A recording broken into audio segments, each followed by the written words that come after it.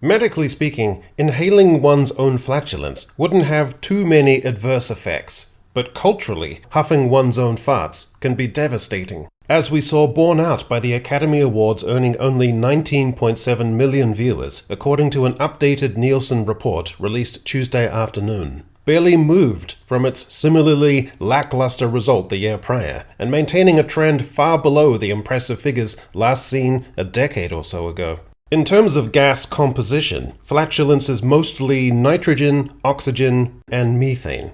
In terms of cinematic composition, flatulence takes the form of Emilia Perez, a morally rancid catastrophe of a film about a cartel boss presumably responsible for the murder, dismemberment, and torture of countless adversaries and their relatives, who then decides to turn over a new leaf, become transgender, and set up a non-profit shelter with a modus operandi of going in search of the bodies of victims who had to dig their own graves. To woman, a woman, to men.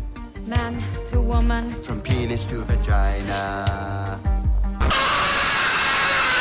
All of this shot on sound stages in France because the director determined that Mexico itself didn't live up to the authentically inauthentic vision of Mexico as a retrograde dump of gothic violence, and with the film aggravating both Mexicans and the transgender community, and its star aggravating everyone with their incendiary, cavalier, dodgy tweets. The Oscars also offered up Conclave, which concluded with the newly elected Pope turning out to be a hermaphrodite with internal lady parts, who opted not to have a hysterectomy, and The Brutalist, where a multi-millionaire debonair American plutocrat unexpectedly bum-shoves the beak-nosed European emigre he has enlisted to build a gigantic community center.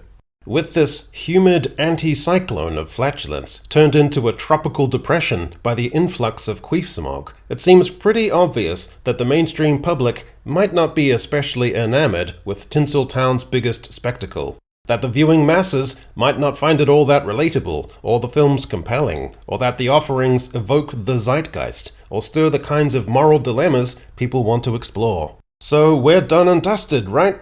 The flaky elites haven't caught up to the fact they're out of favor and on the wrong side of history, and in neglecting the masses and indulging their own preoccupations, they've gotten what they deserved, and it reflects a wider cultural trend of disaffection with out-of-touch Hollywood. Let's dust our hands, be done with it, and move on.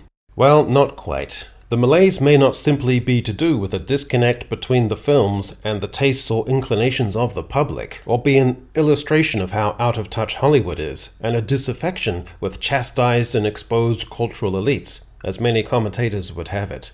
That's appealing, Lord knows, I'm glad to see it to a great extent, but it's also too clean and neat a narrative.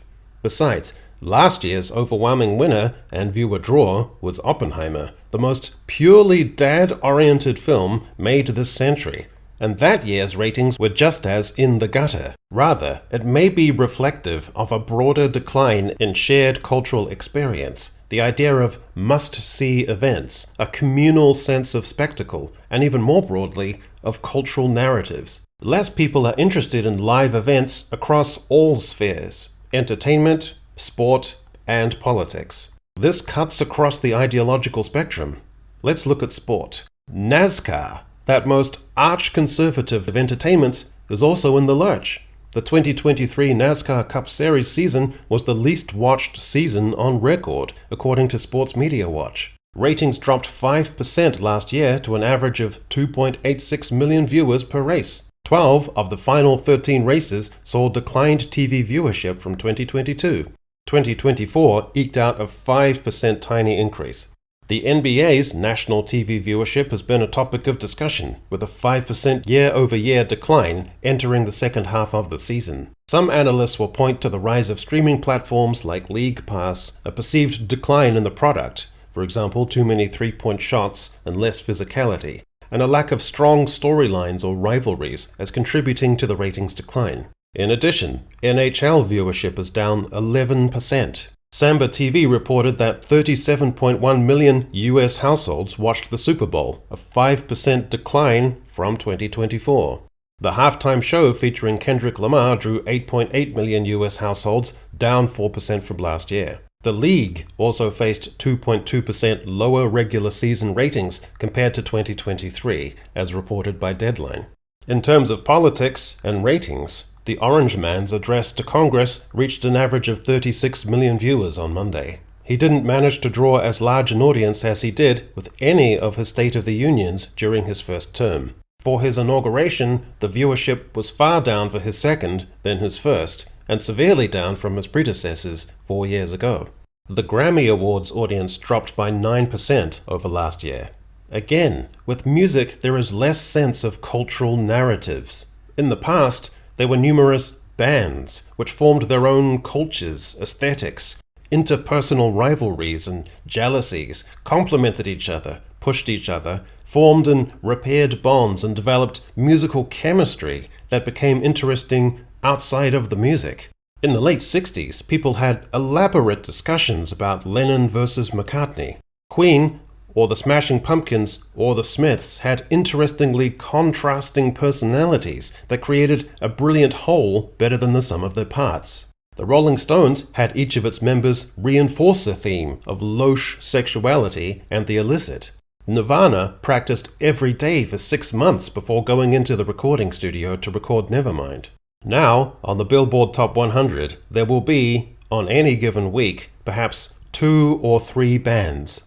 The other 97 or so artists will be just that, solo artists, an easier proposition for record companies and easier brands to manage. The issue is a form of cultural atomization, the singular rather than the communal. To once again evoke the Beatles, a critic once described their time as the 20th century's greatest romance. Outside of Bob Dylan, Elvis, or Bowie, such a narrative is less likely with individual artists, and with bands, variety and particular relatability of the members invites or allows for a wider audience to develop. Taylor Swift will be lauded as the artist of the decade, be Time Magazine's Person of the Year, and receive wheelbarrowfuls of Grammys.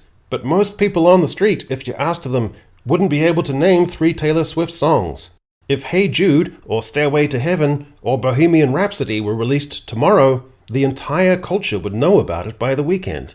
With so many options, so much cultural churn, and an increasingly politically and socio-culturally atomized society, the idea of the communal live experience has declined severely, across the board. Not a great many people watched the Oscars, but these days, not a great deal of people watch anything together. Are there exceptions? Of course. In such cynical times, the real heroes, the real people with quiet dignity, who abide, are those that watch this channel, who get their fix of balanced perspectives and find shelter from the shit of contemporary culture and society. I know in my heart of hearts that such people want to express a small token of gratitude, and through no fault of their own, often due to their minds being ablaze with new and transformative perspectives, at the very moment they ought to press the like and subscribe buttons, they are often, in that teeming moment, too abstracted by new insights to follow through with that quick and easy gesture. I'm willing to overlook it, a little bit more, but just be conscious, all right?